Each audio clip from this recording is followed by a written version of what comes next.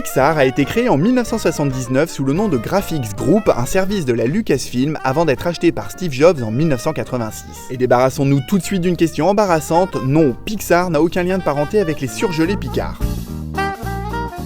Au début des années 90, pour pallier un risque imminent de faillite, le département d'animation commença la production de publicités animées par ordinateur. Puis en 1991, après de nombreux licenciements, Pixar signa un contrat avec Disney pour produire des longs métrages d'animation. Malgré cela, la société coûtait tellement cher que Steve Jobs envisagea de la vendre, mais il donna néanmoins une dernière chance au studio en mettant en chantier la production du film Toy Story. Le film connut un succès immense et rapporta 350 millions de dollars, ce qui permit à Steve de s'acheter la Golf GTI de ses rêves. Do not forget to study the basics. Software never makes a movie entertaining.